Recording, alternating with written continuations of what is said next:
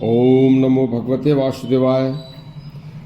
आज का जो प्रसंग है यह भारी विद्वान हमारे लोकमान्य तिलक ने देवराहा बाबा के दर्शन करने के बाद उनसे कुछ मृत्यु के ऊपर उस समय क्या करें यह प्रश्न पूछे थे। सुनिए।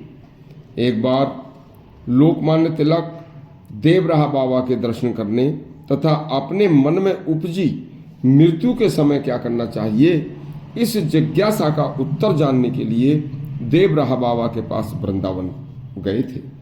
वहां पहुंचकर बाबा के दर्शन करने के बाद महान विद्वान लोकमान्य तिलक ने अपना प्रश्न बाबा से पूछा। तब बाबा ने उत्तर दिया, अंते मति शागति। मरते समय मनुष्य का जैसा मन भाव होगा मरने के बाद उसकी वैसी ही गति होगी। इसलिए हे बच्चा, जब किसी की मृत्यु हो रही हो तो परिवारजन उसके अपने उसके सामने उस समय कोई सांसारिक बातें न करें।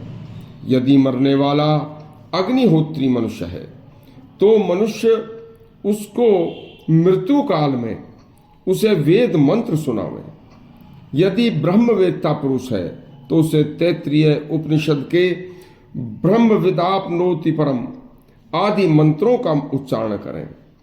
अंत्यकर्म दीपक नामक ग्रंथ में आया है, जो जप में असमर्थ हो वह मरने वाला मनुष्य केवल मन ही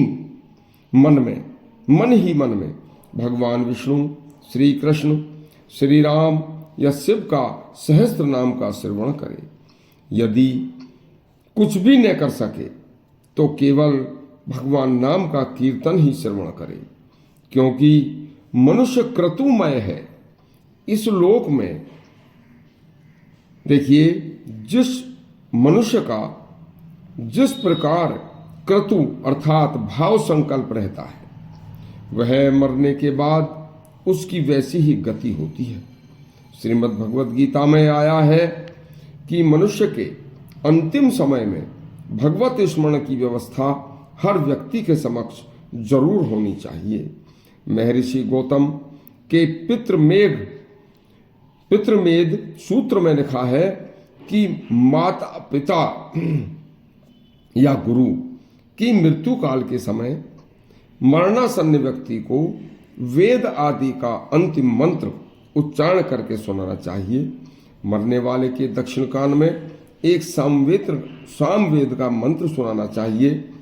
हिरण्यकेशी सूत्र में आया है कि मरने वाले विद्वान पुरुष के कान में वेद मंत्र सुनाना चाहिए, और यदि कुछ भी न कर सके तो मरने वाले के समक्ष अपने परिवारजन रोने के बजाय कुछ भगवान नाम की चर्चा करें।